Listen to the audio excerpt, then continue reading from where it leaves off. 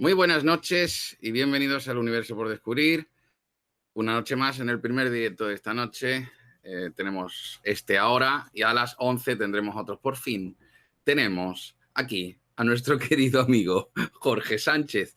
Pero antes de presentarlo, gracias a todos los que estáis en el chat, todos los que vendréis después, todos los que vais a ver este magnífico directo con ovnis en el Mediterráneo, en la costa mediterránea española. Antes de nada, darle las gracias a Gráficas Marsur y Aran Viajes, nuestros patrocinadores. Luego os pondré una cosita sobre Aran Viajes antes de que termine el programa. Ahora sí, tengo la suerte, y ahora sabréis por qué lo digo así, de tener ya aquí a nuestro querido escritor, nuestro querido amigo, nuestro querido ufólogo, Jorge Sánchez. Bienvenido al Universo por Descubrir. ¿Cómo estás? Mira, tú y yo sabemos por qué nos reímos, porque vamos, ha costado lo que no está escrito. No sé si ya lo podemos meter dentro de esos episodios paranormales de la tecnología, pero vamos, bueno, lo importante es que estamos aquí y que todo funciona de momento. Yo creo que sí, yo creo que va a funcionar, aunque no lo veáis. Es que no tiene cámara, pero está con nosotros por fin, nuestro querido Jorge. Jorge, bueno, ibas a ser invitado la semana pasada, pero lo hemos trasladado a esta con el día 2 de julio, el día del OVNI, y Roswell, como no. Y creo que es importante que estuvieras aquí con nosotros, por supuesto, aparte de amigo personal. Quiero decir que eres un referente en el mundo de la ufología, después de haber hecho tantos estudios, y creí oportuno tenerte, al igual que hemos tenido a Johanan Díaz Vargas, a nuestro querido Raúl, a Iván Martínez, a Nacho de Verdad Oculta, vamos a tener esta noche a Ed Betancourt de Aliens Through, de la verdad extraterrestre, a José Manuel García Bautista. Que menos que tenerte a ti con nosotros. Jorge. Muchas gracias, Sergio. Por supuesto que sí. Vámonos al Mediterráneo. Vámonos al Mediterráneo. Pero antes de irnos al Mediterráneo, la pregunta que le estoy haciendo a todo el mundo: ¿está en auge o ha muerto la ufología?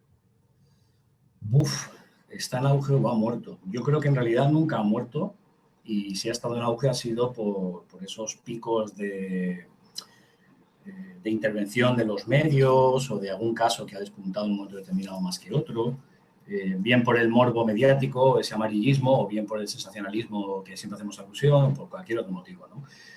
O, por supuesto, por esas famosas oleadas que tampoco comprendemos a día de hoy el porqué, pero que siempre están ahí, ¿no? Yo creo que no es una moda y no podemos hablar en esos términos, porque yo, a título personal, no estoy de acuerdo en ese sentido. Lo importante es que el fenómeno OVNI está tan vivo como siempre. Son ya 70 años, nada más y nada menos, de casuística, y yo creo que vale más matizarlo aquí al principio, que hablamos, como siempre decimos, de una realidad aplastante, por más que le moleste a más de uno, aunque no podamos determinar el porqué y cuál es la procedencia exacta y concisa del propio fenómeno, pero bueno, ahí está, acompañándonos a lo largo y ancho del mundo, ¿no? Jorge, sé que investigas muchos casos, sé que nos dejaste un libro para el recuerdo, sé que estás involucrado en muchos más, sé que también hace poco, ¿no? Presentaste 50 lugares mágicos de la Comunidad Valenciana. OVNIs en el Mediterráneo. ¿Tantos casos se dan en el Mediterráneo? Muchos. Bueno, como te decía, el fenómeno, como sabes, es a nivel mundial. Pero es cierto, yo te decía que para este programa en concreto de hoy, yo he rescatado de la hemeroteca y de mis archivos personales, pues, casos que han acontecido, como tú decías al principio del programa, en el Mediterráneo, y concretamente en el litoral, en el Levante, ¿no? En esta parte de la península ibérica. Por ejemplo, vamos a entrar al cotarro. Por ejemplo, mira, yo recuerdo el caso de Los Ángeles de Paiporta. Paiporta es una localidad de la provincia de Valencia, aunque estas personas que estuvieron involucradas en el caso, que luego cayó en un descrédito tremendo, ¿no? Fue un caso que podíamos encasillar dentro del famoso contactismo, por así decirlo, el 25 de noviembre de 1987, en el que estas personas, bueno, pues en una cafetería tuvieron una conversación con una persona que les llevó todo aquello luego a la zona del Puig Campana, que es un monte que está ubicado en la zona de Finestrat, concretamente a muy pocos kilómetros de Benidorm, lugar donde además han acontecido durante muchísimo tiempo una gran cantidad de fenómenos, ¿no? Fenómenos que están vinculados directamente con los no identificados. Por ejemplo, luego en la misma zona tenemos el caso, bueno, muchos casos, muchos, de hecho, expedientes clasificados y desclasificados posteriormente por el Ejército del Aire en la famosa base aérea número 5, en el EVA 5 de la zona de Aitana, que está más próximo a la zona de Alcoy, pero también a esta de la que estamos hablando, donde hubieron, por destacar, 2 o 3 fenómenos. Uno fue en el 13 de marzo de 1979, momento en el que se disparó la alarma cuando, decía en el EVA 5, detectó a las 10:59 horas exactamente un eco de origen desconocido que llevaba rumbo hacia la península. Se activó el protocolo correspondiente de seguridad nacional e incluso llegó a despegar un Mirage 3 para comprobar de qué se trataba, pero al parecer, según este expediente que yo tenía en mis manos, no hubo contacto visual con dicho objeto. Es importante la matización porque siempre aludimos al famoso Mirage F1 de Fernando Cámara, en fin, el caso Manises. Bueno, pues aquí tenemos otro despegue del Ejército del Aire para el mismo fin.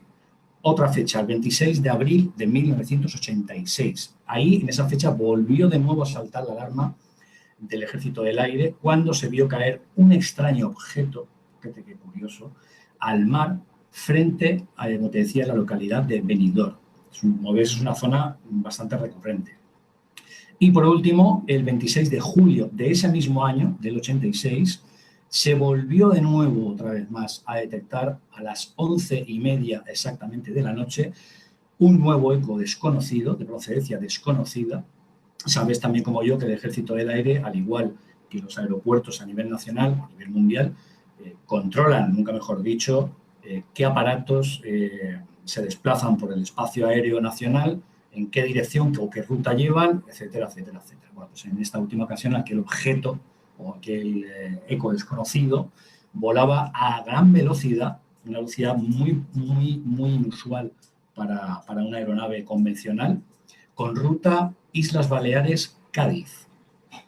Vale, pasamos página. ¿Vale, Sergio? Nos desplazamos en este caso a la isla de Ibiza. La isla de Ibiza, bueno, la conocemos todos pues, porque es una isla vacacional muy conocida, etcétera, etcétera. Dentro de los islotes que conforman Ibiza encontramos la famosa isla de Esvedra. La isla de Esvedra. Bueno, en la isla de Esvedra estuvo residiendo durante gran parte de su vida, una parte muy concreta de su vida, el padre Palau. Padre Palau fue nada más y nada menos que tío abuelo de Santa Teresa de Jesús, ahí lo dejamos, y fundador de una congregación mixta de hermanos y hermanas carmelitas terciarios en las Islas Baleares, concretamente en la isla de Esvedra. Según datos históricos, durante esa época que te mencionaba de su vida, vivió allí, residió de hecho en una cueva de la misma isla, y en aquellos años, ¿Sergio?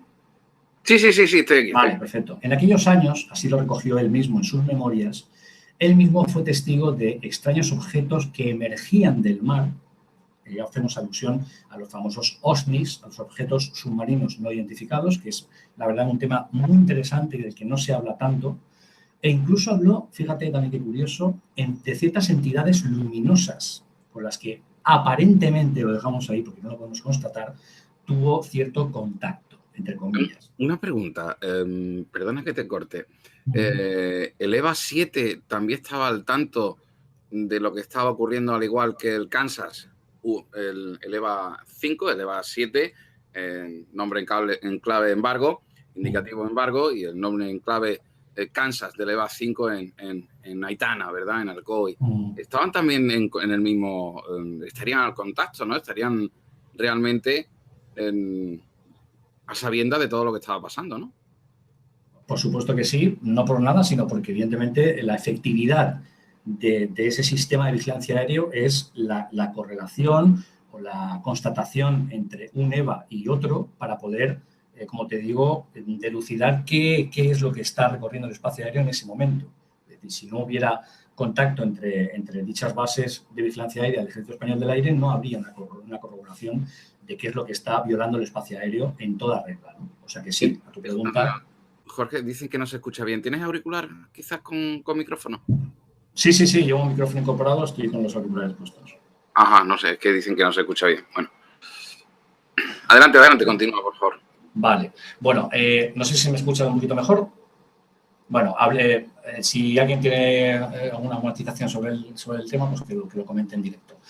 Bueno, continuamos con el padre Palau. Hay quien sostiene incluso, Sergio, que esas alucinaciones visuales a las que estábamos comentando, de esos seres luminosos, de esos objetos que emergían o surgían del mar, pudieran tener explicación por el tremendo aislamiento que esta persona estaba sometido, por ese vivir en esa cueva, de esa manera tan determinada, el ayuno, que sabemos que ejercen muchos religiosos en un momento determinado de sus vidas, y un lago, etcétera, ¿no? Una condición. No lo podemos saber de seguro, pero bueno, en cualquier caso, ahí quedan los datos. Aunque, de otro lado, y esto viene mucho también a corroborar ese aspecto ufológico que vivió el padre Palau, se han venido recogiendo a lo largo del tiempo en la isla y los alrededores testimonios de pescadores locales que hablaban de esos mismos objetos extraños que cruzaban incluso a gran velocidad por debajo de sus barcas, ¿no?, de pescadores, mientras trabajaban. No deja de ser también un dato muy particular y, como te decía, que corrobora un poco, entre comillas, lo que este hombre vivió en su época. Es cierto que, además, decirte que Esvedra es un peñón muy, muy particular. Esto no lo digo yo, esto ha sido constatado a lo largo del tiempo por incluso biólogos y científicos, porque al parecer contiene o emana un altísimo nivel magnético, que es lo que lo convierte en un lugar, entre comillas, de nuevo, único en nuestra geografía. He de decirte también que hoy en día es una reserva natural protegida, es una montaña que guarda incluso en sus entrañas cantidad de galerías submarinas bastante peligrosas de visitar porque se inundan de agua, etcétera, etcétera, etcétera. Otro dato curioso fue, a colación de lo que estamos hablando, que Antonio Rivera, que en paz descanse, quien durante gran parte de su vida, como sabes, defendió la hipótesis de la existencia de un particular triángulo magnético entre las islas de Esvedra, el Peñón de Faig en Calpe, que en la provincia de Alicante, y, como decíamos al principio, el propio Monte Puig Campana, una zona caliente del fenómeno OVNI, donde, como te decía también antes, han tenido lugar muchísimos avistamientos de luces con movimientos no balísticos y un lago, etcétera, por no hablar del popular caso Manises que hemos hecho mención anteriormente, entre otros muchos. Yo también había decidido, con tu permiso, el hablar de un caso muy, muy impresionante que yo me encontré prácticamente por casualidad, aunque yo sabes que no creo en las casualidades. Es un caso relacionado con el fenómeno OVNI que aconteció hace ya muchos años, en la década de los 70, concretamente en la localidad valenciana de Utiel. Es un caso que yo he recogido en mi último artículo en la revista Año Cero, y tiene como protagonista a Manuel Rueda Ródenas. Manuel Rueda Ródenas era una persona muy especial, así me lo han matizado durante bastante tiempo, que yo pude hacer indagaciones en el mismo pueblo, muchos de sus convecinos, que fueron incluso amigos, conocidos, gente que era muy allegada de él en el pueblo. Él falleció en el año 2016, en el 2017, concretamente, casi un año después, yo me desplazo hasta la localidad de Utiel para realizar una prueba en la radio municipal. Habían abierto el ayuntamiento una bolsa de trabajo para contratar a nuevos locutores. Yo hice la prueba, fui allí con el coche, con la familia, no conocía la localidad, no había estado nunca. Hice la prueba y con las mismas regresamos a Alicante. Meses más tarde, yo acompañé a mi pareja por asuntos de trabajo y en aquella visita, después de pasar noche en una pensión, nos decidimos a recorrer las callejuelas del casco antiguo de la localidad y en un momento determinado nos llama la atención muchísimo una fachada que estaba repleta de macetas, repleta de dibujos, de recortes que estaban pegados, grapados, con fixo en la pared de aquella manera. Nos desplazamos hasta allí, vemos que está todo repleto de ovnis.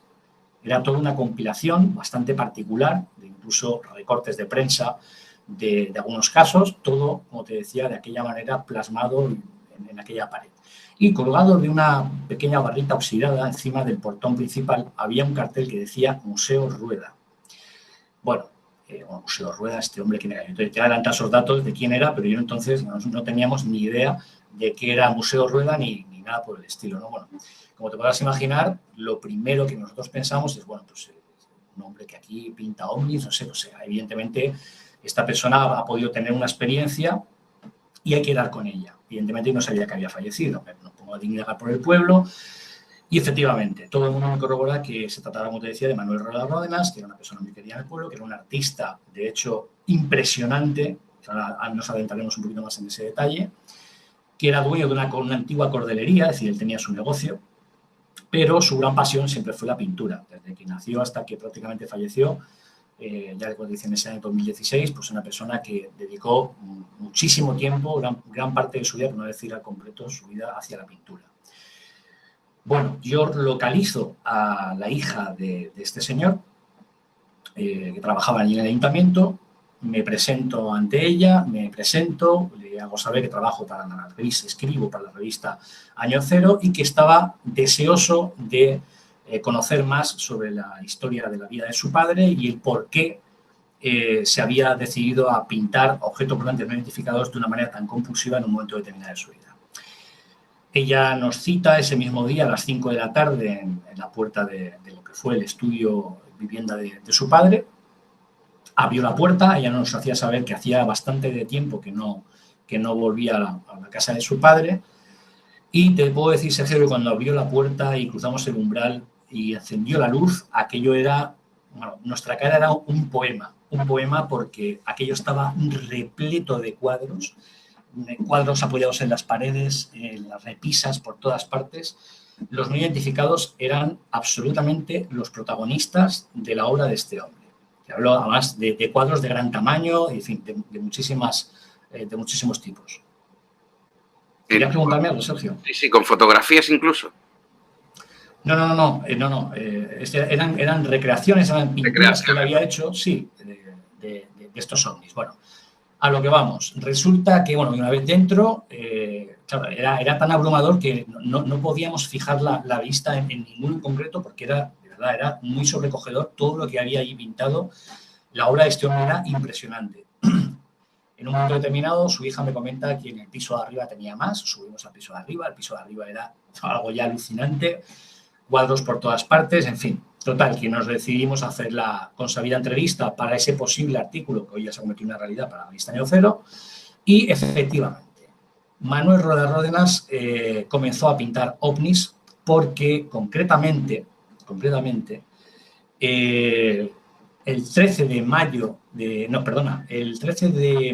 de 1970, a las 14:35 exactamente, ella, su padre y su madre habían sido testigos directos de un avistamiento, no de un no identificado, sino de una flotilla de objetos realmente no identificados. Era un día absolutamente despejado, así me lo hacía llegar ella, de cielo azul intenso, su padre estaba pintando, tomando apuntes de natural, ella estaba jugando, era una niña pequeña y su madre pues estaba teniendo las labores del hogar. Y en un momento determinado, Pepa, es como se llama su hija, advierte en el cielo un grupo de luces, un grupo de puntos luminosos que se asemejaban a estrellas.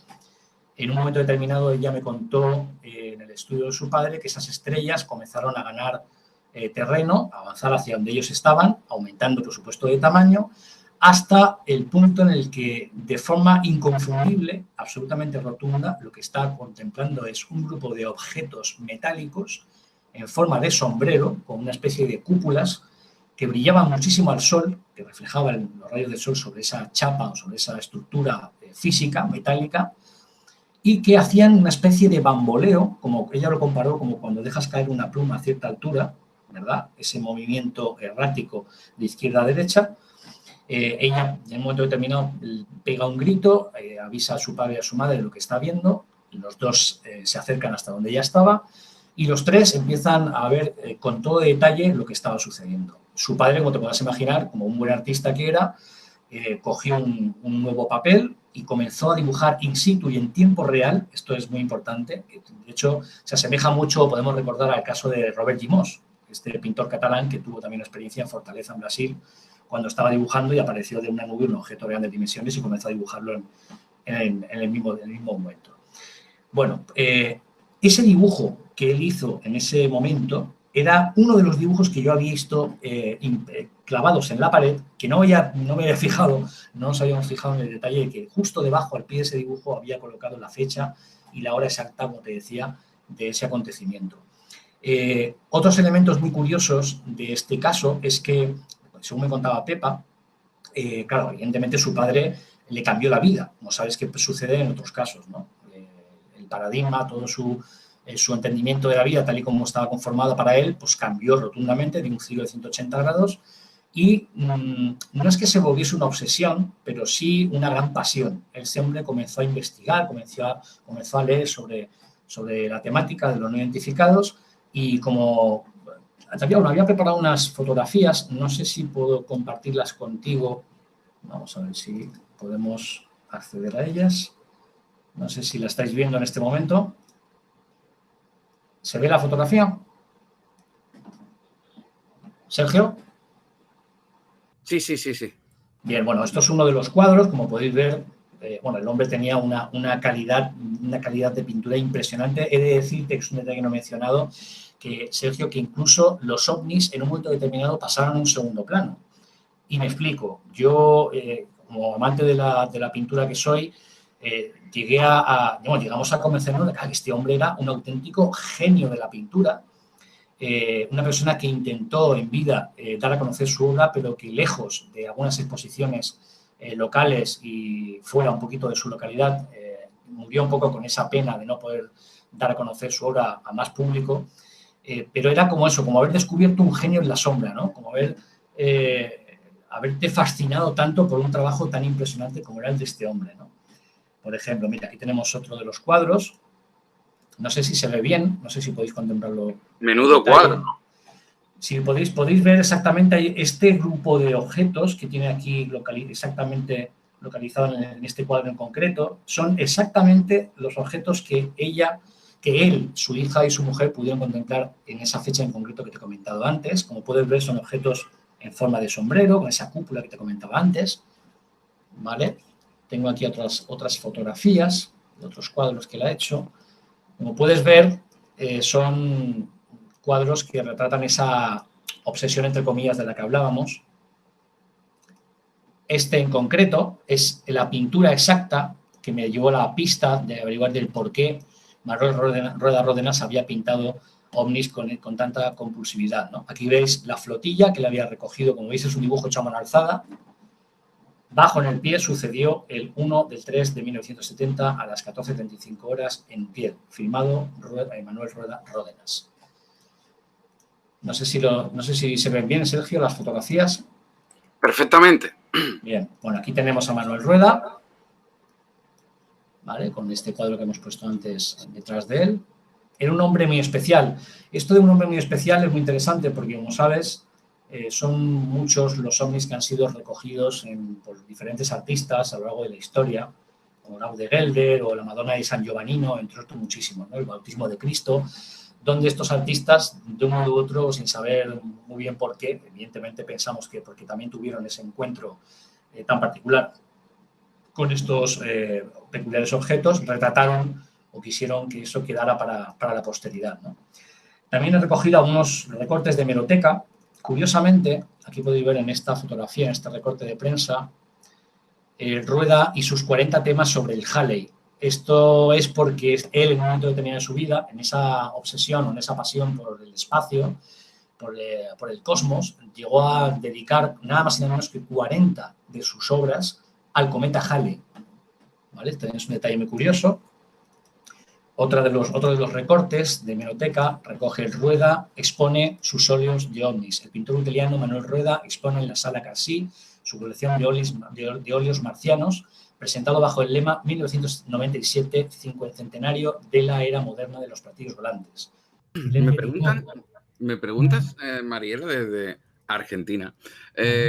Nos preguntan si ha expuesto sus obras en alguna galería.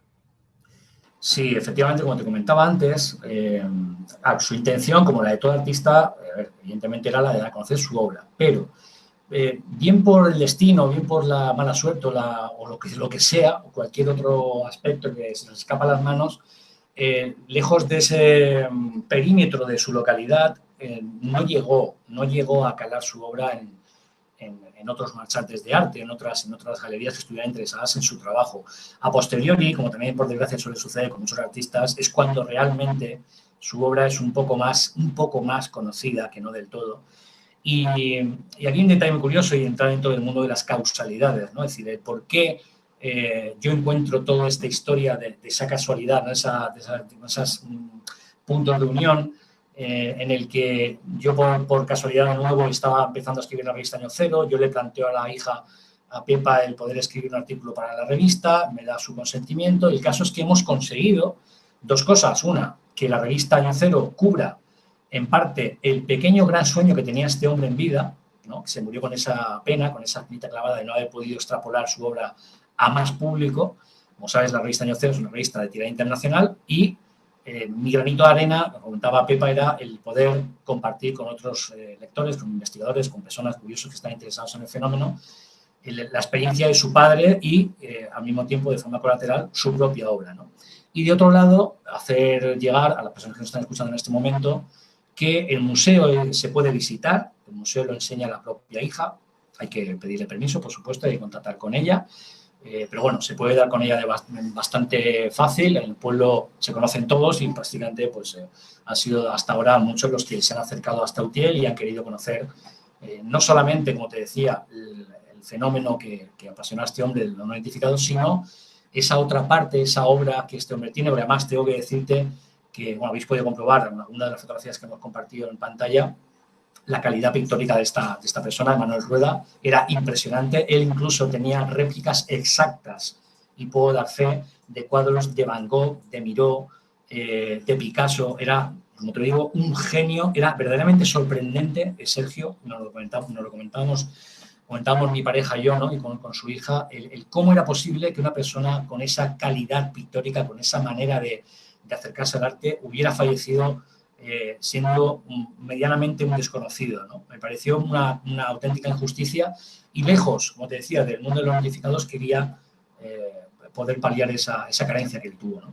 Pero ¿no crees tú que estás de acuerdo conmigo a lo mejor que es esta pobreza cultural que muchas veces se tiene en nuestros queridos países es causante también, a lo mejor, por esas pinturas de ovnis que realmente, pues, quizás no sean entendidas, ¿no crees?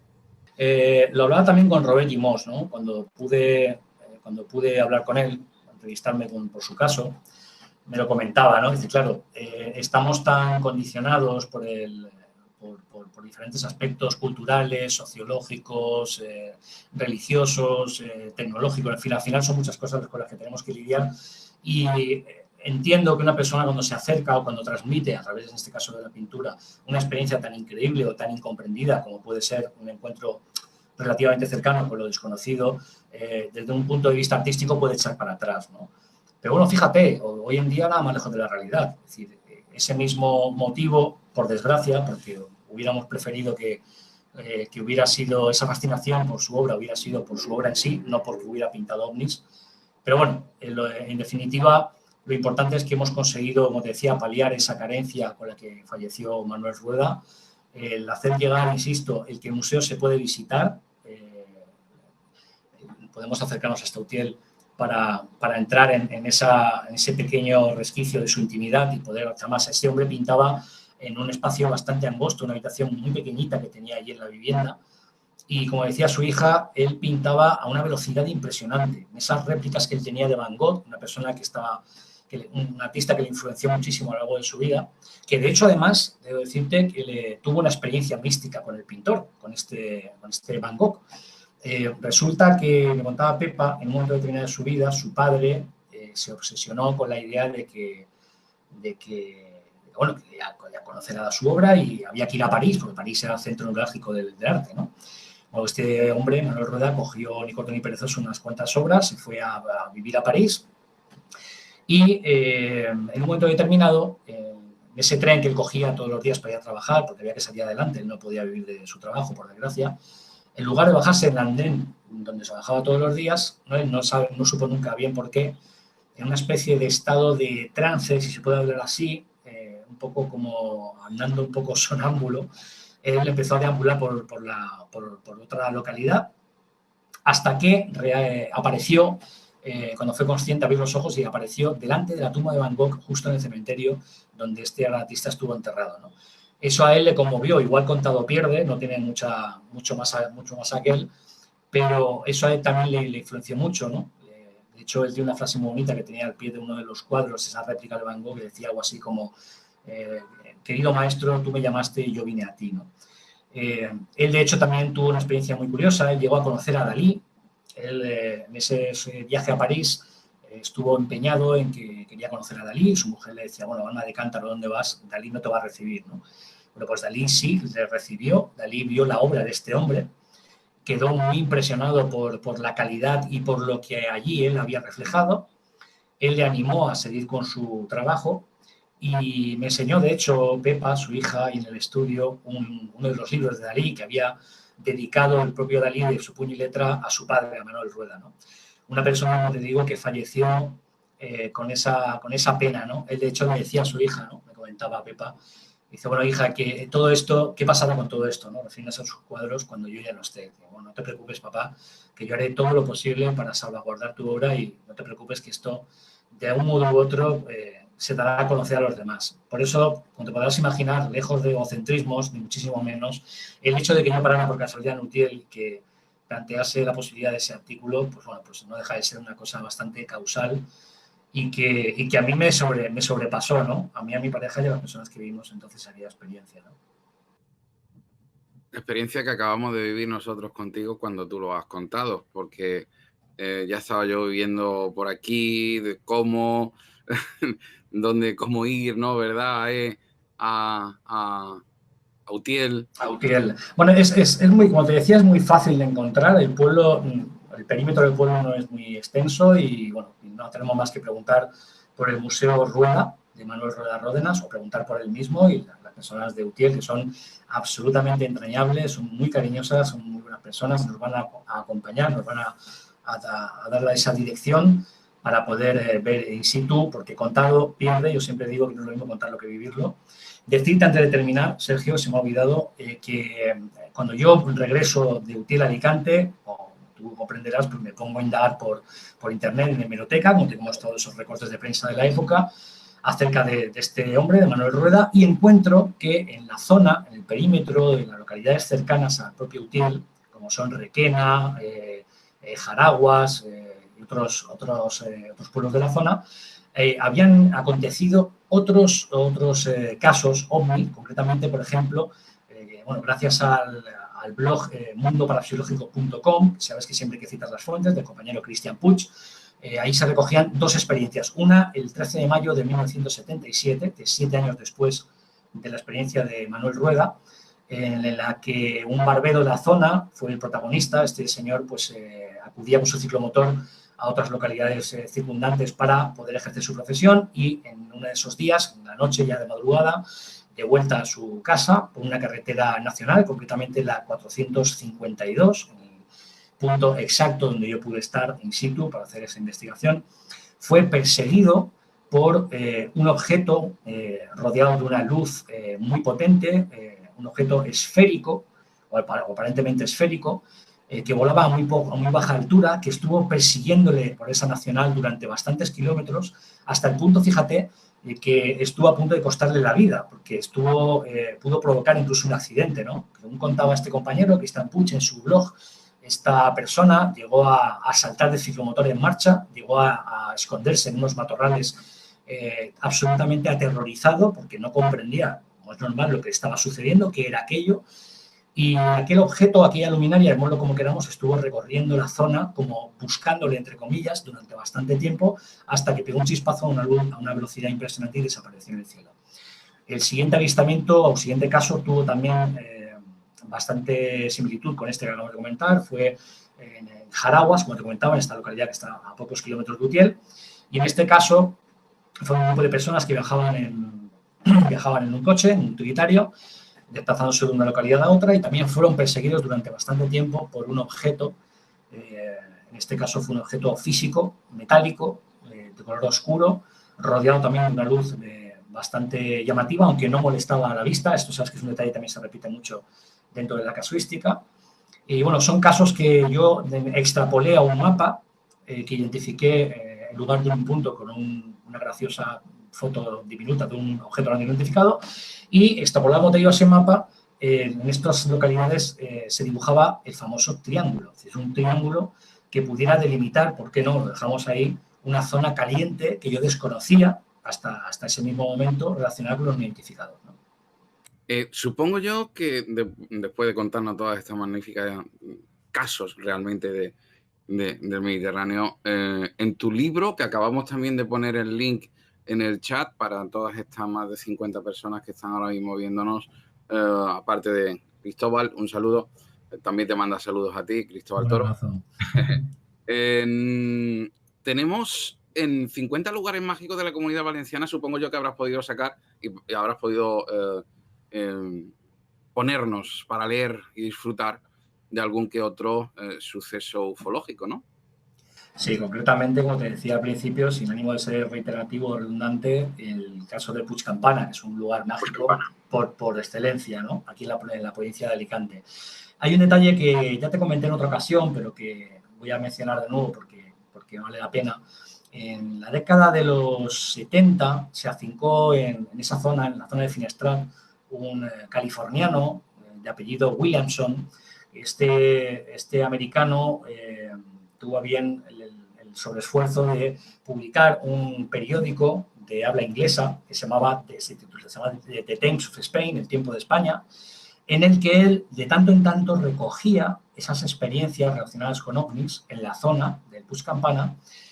Y este hombre falleció aquí en España, falleció convencido, así lo hizo saber en varios artículos en el diario, de que la zona de Puig Campana, como te decía, era una zona caliente de los no identificados, ¿no?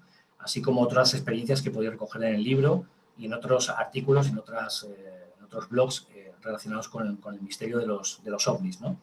Es curioso porque, fíjate, en esas visitas que yo hago a Utiel, a posteriori, me encuentro también de casualidad con una persona mayor, un señor que estaba en la plaza del ayuntamiento. Yo estaba sentado, no había prácticamente nadie, estaba yo sentado solo, estaba contemplando la iglesia de la localidad, que por otro lado es muy bonita. La tenían cerrada al público porque no tenían presupuesto, por desgracia, para reparar el techo, que se caía a pedazos. En fin, una lástima, ¿no? Perder esa parte de patrimonio, pero bueno, están ahí peleando duro con ello, ¿no? El caso es que esta persona mayor que estaba sentada a mi lado me dio conversación, empezó a explicarme el porqué de esa reconstrucción de la iglesia, y en un momento determinado, no me pregunten muy bien por qué, terminamos hablando de unas experiencias que este hombre había tenido, experiencias de corte místico por la influencia evidente que este hombre tenía por sus creencias religiosas, que por otro lado respetamos por supuesto. Y este hombre me contaba que, bueno, era propietario de unos terrenos, unas hectáreas, unas pinadas que estaban prácticamente a las afueras de Utiel, y en un momento determinado, hace ya muchos años, pues él fue a regar, a estar allí, a pasar la tarde, y ya cayendo prácticamente el sol, vio como de la ribera de una montaña cercana emergía una luminaria circular que estuvo haciendo un movimiento de zigzag a una velocidad impresionante sobre su cabeza a escasos metros, era un encuentro bastante cercano, y que en un momento determinado, como he matizado antes, a una velocidad impresionante desapareció hacia el cielo en vertical. Para este hombre, lo que vivió fue una experiencia, como decía, mística. Para este hombre, aquello que vio fue Jesús. Bueno, creencias aparte, ideologías aparte. Es decir, lo cuento como anécdota en el sentido de que, fíjate la connotación, ¿no? Cada uno le da la connotación personal a Eso es muy importante. Exacto, lo que está viendo. ¿Por qué? Porque sabes que incluso que en el tema de Fátima, pues también se ha hecho alusión muchas veces que en realidad pudiera ser que aquello que aconteció en el cielo pudiera tener relación más con los no identificados que con una aparición mariana, ¿no? O lo dejamos un poquito ahí en el tintero, ¿no?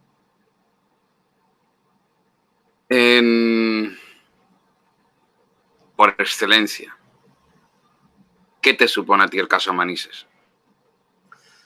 La verdad es que se ha hablado tanto del caso Manises que... Por eso se ha hablado muchísimo. Muchísimo. Pero quiero tu opinión personal. Mi opinión es que realmente ahí aconteció algo extraordinario, algo que a día de hoy, por desgracia, todavía no se han obtenido respuestas, inclusive teniendo en cuenta que el caso Manises provocó la primera pregunta interparlamentaria por Mújica en aquella década y que ninguno de los parlamentarios, nadie pudo o no quiso o no supo dar respuesta a aquel acontecimiento.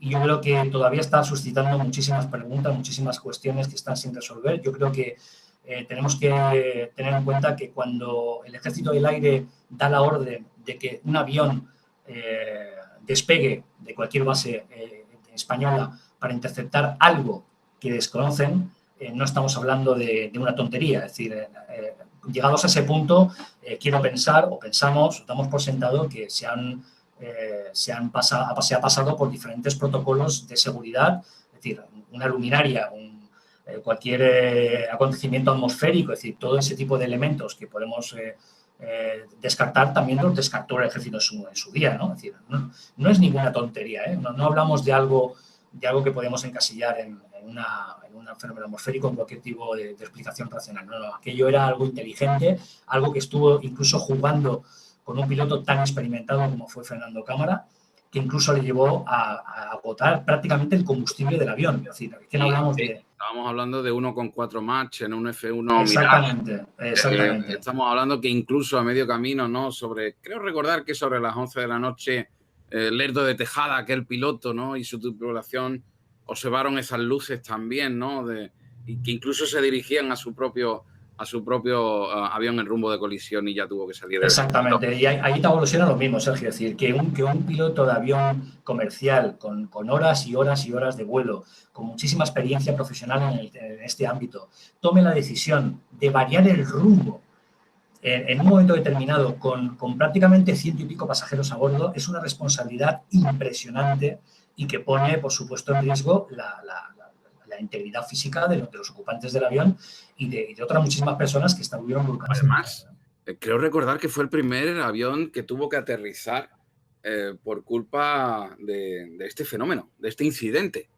Estuvo obligado a aterrizar. Por eso fue tan polémico, ¿no? Es decir, el que una persona con esa dilatada experiencia tome esa decisión con una responsabilidad que atañaba impresionante, es decir, no se toman ese tipo de decisiones al azar, ni muchísimo menos, y violando, por supuesto, como decía, todos los protocolos de aviación habidos y por haber, en este caso de aviación civil, ¿no? No hablemos ya en el caso de la aviación militar, es decir, que un militar, nunca mejor dicho, con tanta experiencia, yo siempre lo he dicho, es absolutamente capaz de distinguir, como se dijo en su momento, unas luces de unas escombreras, Venus, un globo aerostático o cualquier otra barbaridad, como se dijo en aquel entonces, ¿no? Creo que al final entramos en ese sensacionalismo, en esa parte de mezclar verdades con mentiras para, no sé si con intencionalidad o no, ahí no voy a entrar porque no quiero fomentar ese sensacionalismo, pero, en fin, como te decía antes, no es lo mismo contarlo que vivirlo. Yo siempre cuando escucho el caso, este y otros, porque soy así, no puedo evitarlo, el tratar de empatizar, el ponerte en el pellejo de esa persona, ¿no? En la piel, ¿qué tuvo que sentir esa persona en ese momento al estar persiguiendo algo absolutamente desconocido, algo que con lo que no se había enfrentado jamás en su vida y que violaba no solamente todas las leyes físicas que conocemos, sino absolutamente todos los protocolos de aviación? Un objeto que estuvo jugando como si el Mirage F1 fuese un juguete, dejando nuestra tecnología absolutamente al descubierto ante algo que se nos escapa a la comprensión, ¿no? Sin duda alguna, pero el caso es que fue que incluso en Mataró también vieron esas luces esa misma noche.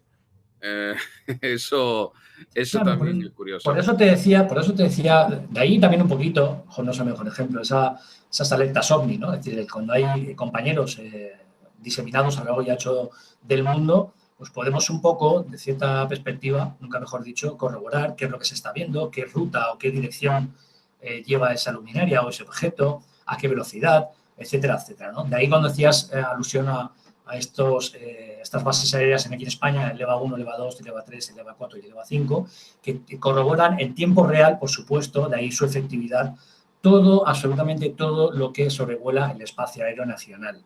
De ahí a que hablemos hablamos de un fenómeno extraterrestre o hablamos de otro tipo de fenómenos, no lo podemos saber, ¿no? Se habla, vamos a ver, hasta la saciedad de tecnología secreta y otras muchas cosas en las que tampoco voy a entrar porque no lo sabemos, ¿no? No podemos hablar con objetividad en ese sentido. Sin duda alguna, sin duda alguna. Algún día hablaremos de todos estos EVAs, ¿no? Y todas esas noches que habrán pasado, ¿verdad? Avisando de tantos objetos voladores no identificados, seguro, ¿no? Con esos radares 3D, unos de ellos los lanza y otros los RAD-31, ¿no? Esos radares en 3D, ¿eh? Desde luego, además, bueno, decirte que el EVA 5 aquí en Aitana ya es una base que está en desuso, se cerró, una base que además, como bien sabes, era compartida con Estados Unidos. Otras experiencias que había en otras bases militares, como por ejemplo la que vivió en persona Jesús Jofre Milá, catalán, en la base de Rosas, en la que se produjo un acontecimiento sin precedentes. Él, acompañado de otros compañeros de servicio militar, abrieron incluso fuego hacia un ser de prácticamente casi 3 metros de altura que violó el perímetro de seguridad, la alambrada de la base de Rosas. Esa entidad apareció justo después de materializarse un objeto discoidal de grandes dimensiones sobre la vertical de las antenas de microondas de esta base de Rosas. Y como ves, pues acontecimientos que acontecen, suceden en el día a día y que nosotros, las personas, los civiles, pues nos llegan a cuentagotas de aquella forma, ¿no? Esa desclasificación chapucera que tuvo lugar hace ya algunos años, pues, bueno, pues ahí encontramos muchísimos casos, ¿no? Y muchos más que espero que con el tiempo pues lleguen a nosotros, ¿no? Sin lugar a dudas. 50 lugares mágicos de la Comunidad Valenciana. Podéis encontrarlo en todos esos links que hemos puesto en el chat para que os compréis, que por cierto han dicho que querían comprarlo, querido Jorge, y por eso lo hemos puesto en el chat. Roswell, como última pregunta, ¿o tienes algún otro caso más? Bueno, casos hay muchísimos. Casos hay muchísimos y podríamos estar aquí una hora más. No, yo he matizado estos porque eran los más llamativos, ¿no? Por así decirlo. Evidentemente, como bien sabes, en la investigación de campo, sé que muchas veces nos toman por pesados, ¿no? Cuando matizamos aquello de no es lo mismo leer un artículo, ver un documental o, en fin, o leer un libro, en fin, o acercarte a un artículo que coger el coche, desplazarte hasta el sitio, tener el testigo cara a cara. Porque ahí la cosa cambia mucho, la impresión es muy diferente. ¿Por qué te digo esto? Porque en esa investigación de campo, en estos 8 años, yo he podido recoger muchísimos testimonios. Te comentaba antes al micrófono cerrado que ya estoy trabajando en un cuarto libro, es un recopilatorio de estos casos, testimonios que he podido recopilar en todos estos años. Tendrás que presentarlo aquí, ¿verdad? Que por supuesto, cuando quieras. Y te puedo asegurar que esa impresión cambia mucho, ¿eh? Yo he tenido testimonios, he tenido personas que se me han llevado a derrumbar emocionalmente cuando me han estado contando lo que pudieron vivir tiempo atrás. Son personas que en su mayoría, por lo menos los casos que yo he recogido, si no negacionistas, bastante escépticos con la temática, pero que se han visto absolutamente desbordados, y nunca mejor dicho, por lo que han podido vivir, ¿no? Personas que además no están influenciadas, como decimos siempre, por la ciencia ficción, ni por literalidad, ni nada por el estilo, ¿no? Y que, por supuesto, han visto un antes y un después en sus vidas cuando se encontraron con estas luminarias, con estos objetos, incluso con otros fenómenos, ¿no? Yo estoy enfrascado totalmente en el 16 de diciembre del 2017, aquel día de que para mí cambió la ufología, para mí cambió el mundo con la puesta en escena de Luis Elizondo y sus casos corroborados por el Pentágono y el Ministerio de Defensa norteamericano. ¿Para ti te ha cambiado la idea de todo, de que, por ejemplo, como dijo Juan G. Vallejo, Es como si los del Atlético de Madrid hubiéramos ganado la Champions. Bueno, a ver, bueno, yo no soy futbolero, pero bueno, sí puedo entender. Pero lo has entendido perfectamente, ¿verdad? Perfectamente. Vamos a ver, aquí hay un problema de base, Sergio. Hay un problema de base. Y es el de siempre. Es la información. Es decir, yo siempre hago alusión a Marcelino Requejo, que como sabes es uno de los mejores investigadores de campo de este país, a que le tengo muchísimo cariño. Y él siempre dice lo mismo. Él siempre dice, mira, la información, aunque pueda parecer contradictoria o contraproducente, la información veraz, auténtica sobre el propio fenómeno, no la tienen los gobiernos, no la tienen los estamentos militares, la tienen los testigos. Son personas que no están, como decía, influenciadas por nada, que son personas que saben lo que han visto. Evidentemente, los gobiernos, los estamentos gubernamentales tienen información, siempre la han tenido y siempre la van a tener. Pues decía que siempre vamos a jugar con unos parámetros, con un baremo, yo creo que me atrevería a decir demasiado amplio para poder, cuanto menos, poner la mano en el fuego en que tal o cual caso pueda ser exactamente como se nos transmite. Yo no conozco en persona a este testigo en concreto, a esta persona en concreto. Sí puedo haber tenido noticia o puedo haber leído sobre su experiencia o sobre el cómo, cuándo y por qué dio a conocer ese caso o esos avistamientos o esas experiencias. Pero realmente varía mucho, como te digo, el implicarte de manera personal, por supuesto, hasta la medida de la que llegue cada uno, ¿no? No siempre tenemos la oportunidad o los medios de acercarnos a un caso en concreto. Pero es muy complicado. Y al final, que parece que no lo hago mucho, lo que quiero decir es que la información está muy, muy contaminada, está muy tergiversada.